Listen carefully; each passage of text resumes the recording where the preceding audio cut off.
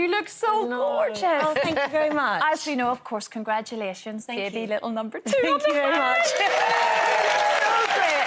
You're feeling good? I feel great, actually. I feel so much more relaxed this time round. Yeah, it helps when you know what's coming, don't you? Yeah, it's great. The first time round, you read every single book going, and the second time, you're like, got this. Yeah, all good. And how's your little girl at home, sort of taking to the news? She's Is she amazing. excited? Oh, she's amazing. She's doing really well. Hi, baby, if you're watching. And, yeah, kisses me every day and making sure everything's OK. Is she really excited to have a little brother, sister? She's so excited. Yeah. Beyond excited. Yeah, she's at the age now where she can really get it too. Yeah. Which She's already planning the she's third got new one. things. Oh, my God. I'm like, I think Mummy's running out of time, darling. But, let's just focus on this one. Oh, I know. Well, Alesha, it's you. You look so thank beautiful. you so much. My goodness. Thank you. So tell us about the book. Oh, well, thank you for having me on the last time. Not at so all. a lot's happened since then. So obviously this is the 4th book in the Lightning Girl series, Superpower Showdown. So for any of the fans that have read 1, 2 and 3, you're in for a treat. And Aurora Beam has come into her own. She's the most confident she's ever been, and she's ready to find the light of the world and save the world from plunging into darkness. Wow! And is your daughter inspiring this as she gets older? Because it is great when they get little girls as they're growing up and you see all that fire coming out. Or are you...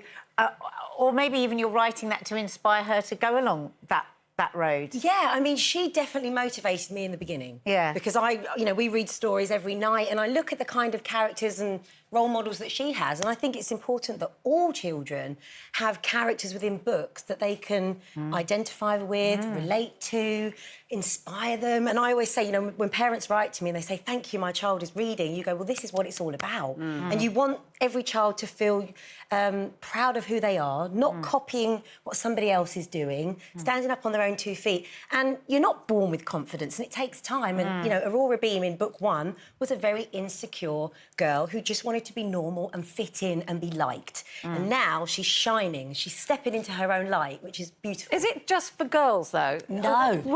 Would boys read this knowing full well that the hero is Do you a know, girl? my first review of the first book and the 4th book was from a young boy called Luke. Shout out to Luke in the top hat. And oh, lovely. And I loved that. And when I went and did, you know, some book signings, I had boys and girls. And there are lots of different characters in the book. So you've got boys and girls from different backgrounds. And, you know, I think in a way, boys love the fact that it's a superhero. And that makes them think it's kind of cool. It's not too corny, it's not too Barbie, dare I say. You know, it's not too pink. It's very action-packed, and I think boys and girls can relate. Well, I think at a young age, they're more gender blind. I think, you know, they become gender aware because our society makes them gender aware, but at that age, they're very, very open. Who were your role models then growing up? Well, I didn't have any characters from books, unfortunately, that I could identify with. I loved reading as a young girl, but have to admit it was mainly pop stars. It was people like Naina Cherry and Janet Jackson and Paula Abdul and my mum, and now it's Oprah Winfrey. You know, so I think when you're a young kid and you watch TV, you just try and emulate what they're doing on screen, don't you? But I'd say actually my teachers as well played a massive part. Certain teachers you can... Oh, my gosh. Yeah. When I think back to days of feeling insecure at school and self-doubt, my teachers were the ones that really made me feel confident and made me feel like I could be something. And I'll never forget those What's teachers. this thing about you having this imposter syndrome? Well, Christine and I worked on this together, didn't we? We did, yeah. And it's not something that I have now, but it's something that... And it was a term I'd never heard of. No. Yeah, it is a label that's been given to something that we've all felt. Recognise exactly. the feeling and the meaning behind it, but Exactly. the imposter syndrome, the phrase is kind of new. Yeah, but essentially it's about self-doubt. It's not feeling good enough. It's turning up to a job or something and not feeling like you belong, or you're like a fraud. A bit of a fraud. Yeah. And so I Expecting think... a tap on your shoulder, ask you to leave. Yeah. Yeah, exactly. And I think everyone has feel like experienced that that at some point in their life. And I remember feeling like that, especially in my late teens and all through my 20s. But the older I've got and the more you get to know yourself, the more comfortable you become in your own skin, I would say I'm the most confident I've ever been. I do now feel good enough. I'm aware of what I have to offer. And I think that's the key message, is that each individual has something special to offer the world, and it's tapping into it. What helped you get to that, though? Because that is really what we're all striving for, isn't it? I mean, you know, I always say to my girls, most of us are pretending that we're confident. Yeah, well, it's about accepting. Yeah. And I think experience, because it's through experience that you gain your confidence, knowing your worth, knowing that you're good enough, and it's something you have to work on. Everybody gets there at different rates, and there's no right or wrong answer.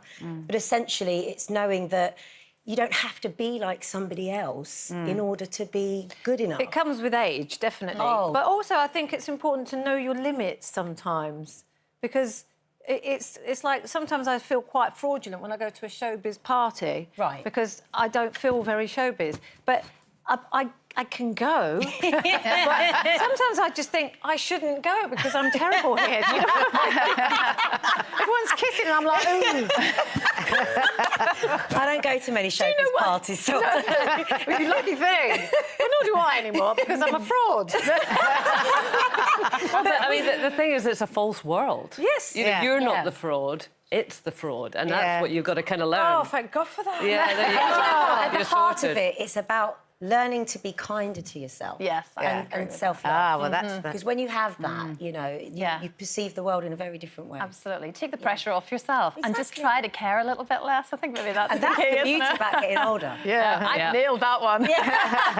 Thank you so much. Alesha Dixon, Thank you. everyone.